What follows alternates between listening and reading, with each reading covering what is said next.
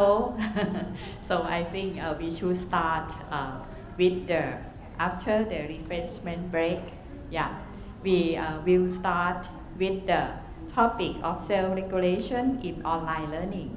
That presented by Dr. Professor Yoshida. Masami, he is the senior advisor and the concurrent researcher of Thailand Cyber University projects. And at the Ministry of Higher Education, Science Research and Innovation in Thailand. Yeah. He cannot attend like personally, so he sent us the video for his presentation. So please welcome Dr. Yoshida, yeah, for his presentation on self-regulation in online learning. Okay, I will start the video right now.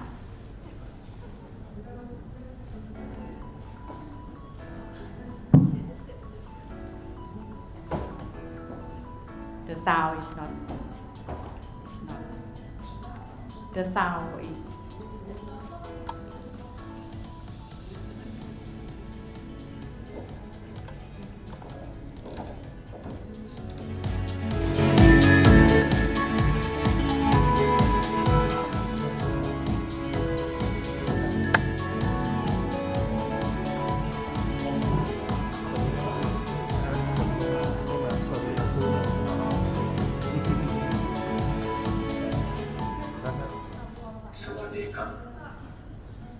My name is Yoshida. I'm currently a researcher at TCU. On the other hand, I work for a research support business in context. Today, I would like to talk about the notion of self-regulated learning.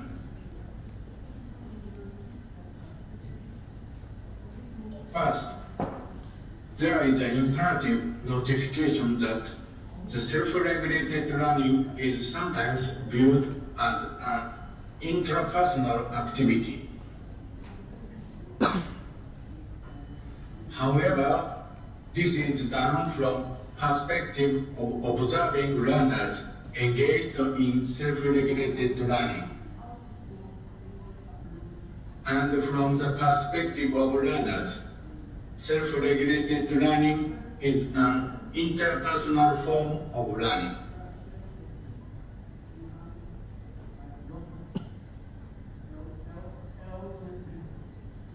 Last year, a well-known annual report on trends in the field of education from UKOU contained a noteworthy idea. The report includes a section titled Pedagogy of Autonomy. So far, this concept of autonomy in online education has been presented as an issue for educational institutions to consider, and the necessary preparation for support have been made. However, in recent years, this concept of autonomy has been presented as an issue that should be addressed by the students themselves. Discussions regarding the required competencies are increasing. As a trend, attention is being paid to self-regulated learning in formative analysis, called as FA, which aims to support learner learning. FA utilizes data from learning analytics, called as LA, which frequently collect learning record.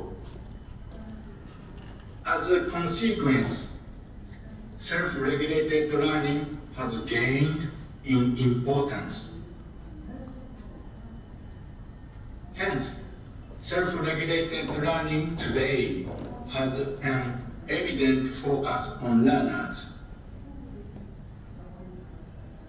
In addition, as described in Zimmerman's definition, it emphasizes the emotional aspect of learner, which is influenced by the three perspectives of thought, emotions, and actions. In concrete learning, this is practiced in three cyclical steps: forethought, performance, and self-reflection. This slide shows the type of activity that fall under self-regulated learning. Metacognition. This is reflecting on thinking processes. Time management. This is timetabling study. Effort regulation. This is monitoring and sustaining effort. Peer learning. This is interacting with other students.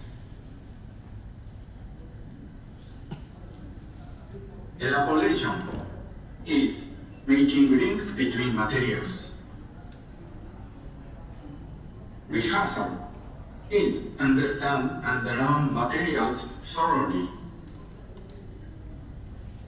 Organization is scheduling access to materials. Critical thinking is evaluating information and opinion, reflecting on different perspectives. Among these strategies, time management in the second line is considered to be the key activities.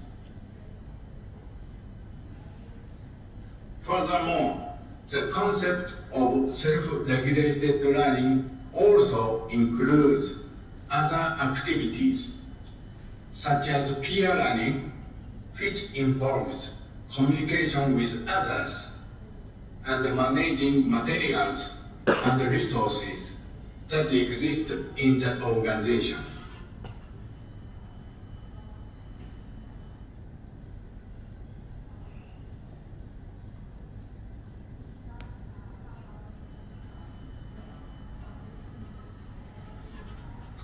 The numbers in parentheses indicate the number of search hits in Scopus. Because of the prevalence of relationships with LA compared to MOOCs, we can understand that a focus on self-regulated learning is recognized as an assessment goal for online education. Previous research on MOOCs primarily considers self-regulated learning as a perspective for finding ways to support students. This trend is seen in the case design of a tool to support self-regulated learning strategy in MOOCs. The analysis of the function of self-regulated learning is currently progressing.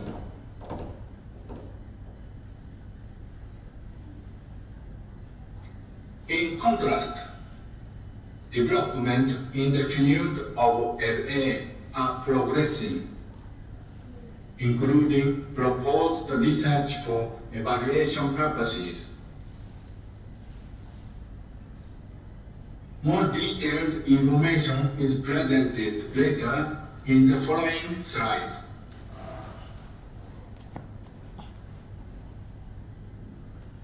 Although the research as formative analysis is limited, it is still evaluated as ideas to improve educational system, management, and instructions.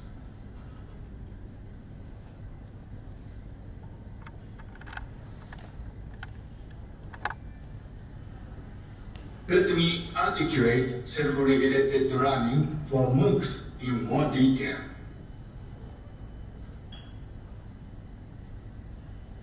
Here is a summary of notable findings found in related papers.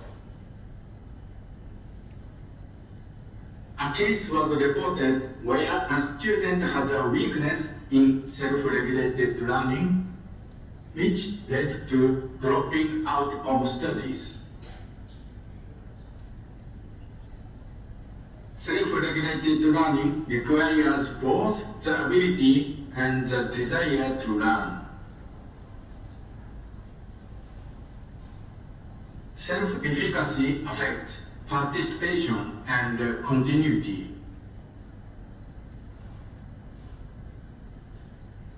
Students must have the capacity to regulate their own learning.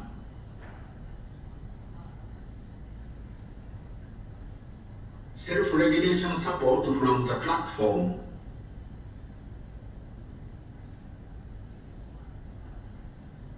While classroom require help seeking, MOOCs requires self-regulated learning. A common challenge in MOOC practices around the world is maintaining a retention rate. The trend towards emphasizing self-regulated learning is interconnected with this challenge. In this regard, as already mentioned, both action and self-efficacy are regarded as critical factors for achieving success. Additionally, it is proposed to include a feature that supports learners to practice self-regulated learning within the system. Self-regulated learning strategies involve seeking help from others, as noted. Recent research reports, including my own research, showed that seeking help from others is not a common practice in online discussion. While it is possible that encouraging learners to seek help may result in some people offering help, learners tend to learn from observing the learning experiences of others rather than asking for help in the natural academic exchange. For instance, many actions can be interpreted as self-regulation on content shared through written expression in online discussion, which is worth mentioning.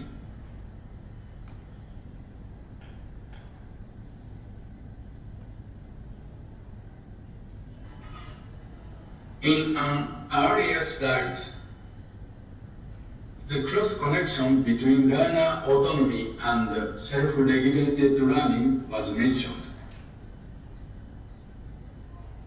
A careful review of the available data shows that self-regulated learning is by far the dominant number.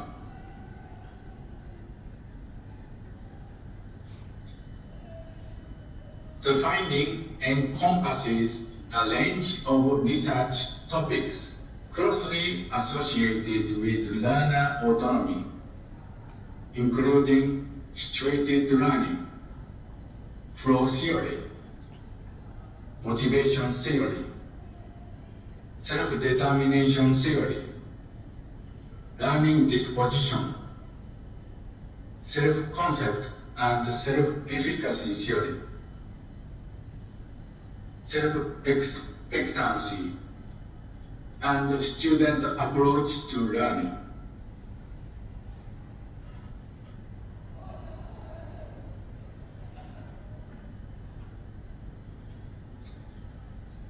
similar terminology exists for self-regulated learning. While some researchers have mentioned that self-directed learning and self-regulated learning are interchangeable, a growing number of researchers are emphasizing the distinction between them. I added hit number when searching for scopus, and they show a high degree of similarity. The term self-directed learning has been used for a long time and goes back to its etymology.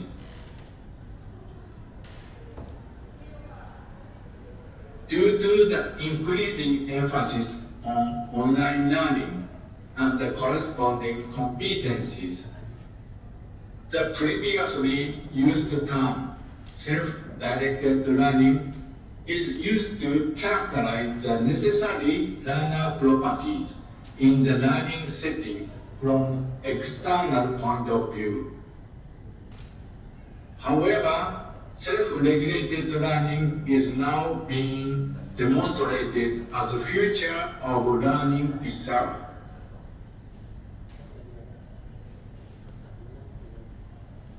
Since it is more closely related to the internal state of the learner, it is more related to individual traits, such as self-efficacy and motivation. It is obvious that both areas have received a lot of attention in recent years.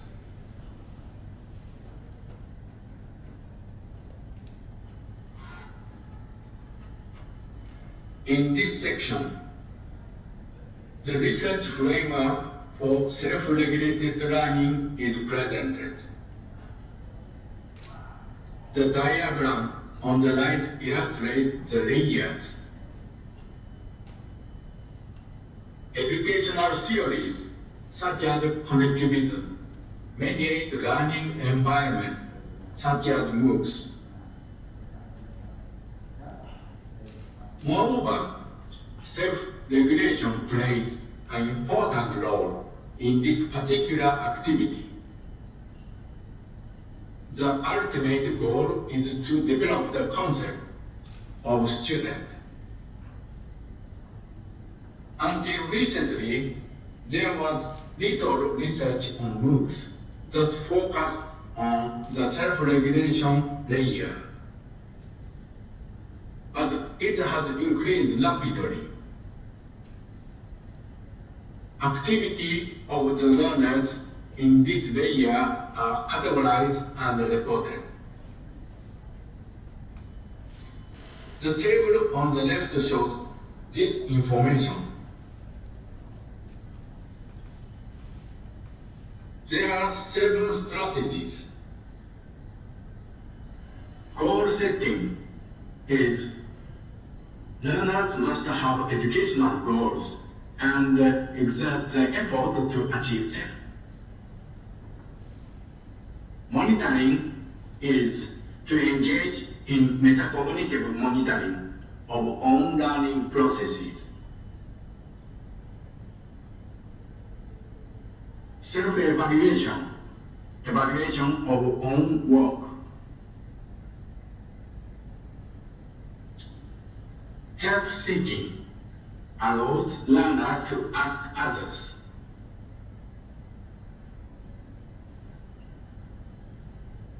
Organization allows learner to rearrange materials. Strategic planning is plan the sequence, time, and the completion of activities. Time management is allocate time for studying and other activities. Self-reflection is to compare own performance to a standard. The displayed numbers in the process represent the findings of my recent research. The data extracted from the interaction of learners on an online discussion board display the probability of the occurrence rate of these processes.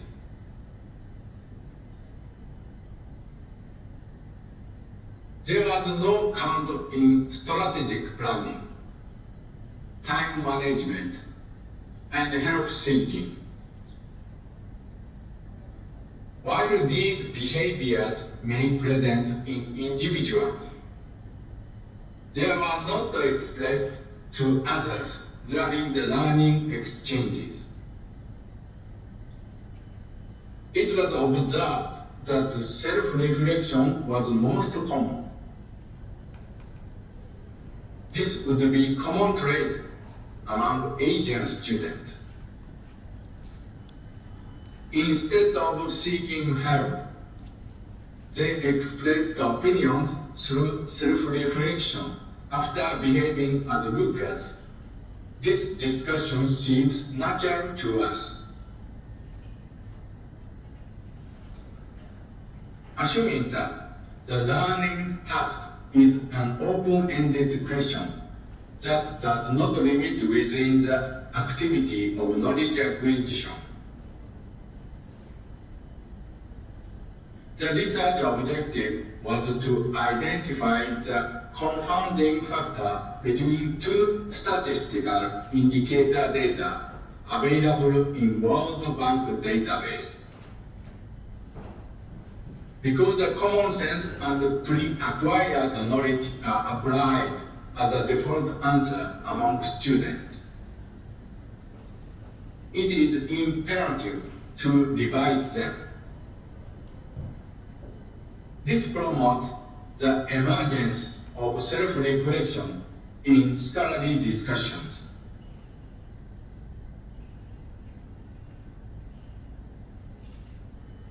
This slide discusses the assessment of self-regulated learning. There are 5 well-known models for self-regulated learning. Those are from Zimmerman, Bandura, Bocart, Wing and Hadwin, and Pinterich. Evaluation methods for MOOCs vary depending on the status of relevant platforms and principles. As mentioned earlier, MOOCs are built in layers. Although various evaluation methods seem to be suitable for related platform or principle, the questionnaire method is frequently and widely used to evaluate self-regulated learning in online courses.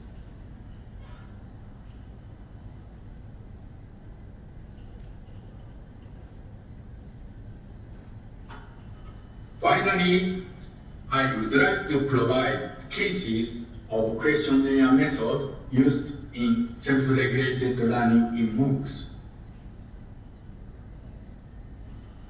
MSLQ is a popular case of repurposed questionnaire that had been used for many years. Recently, minor revisions have been made to MSLQ. It is a questionnaire consisting of a 7-point Likert scale.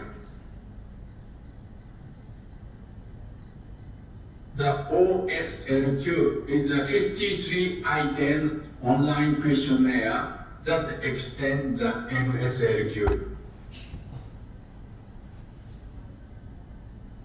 SRLMQ is an 8-factor, 42-item questionnaire developed based on Zimmerman's theory. This encompasses all three phases of Zimmerman's theory of self-regulated learning: thought, performance, and self-reflection. LASSI is a method for assessing student awareness in self-regulation strategies. Strategies are thought to be related to their skill. LASSI measures general domains of study, skill, will, and self-regulation. MBSRS questionnaire is a case of applied MSLQ. MBSRS employs a self-report measure. Student self-efficacy, intrinsic value, test anxiety, self-regulation, and use of learning strategies were administered in it. And performance data were obtained through work on lesson assignments. However, self-report survey data are frequently failed to interpret student actual course performance.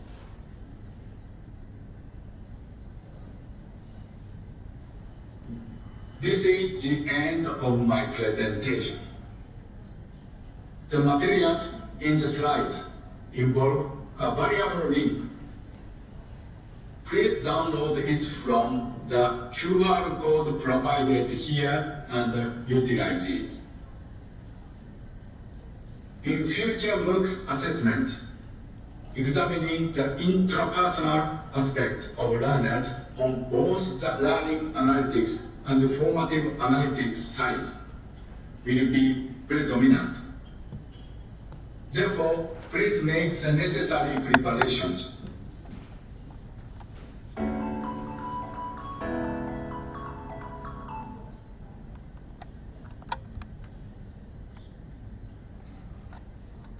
Thank you very much for Dr.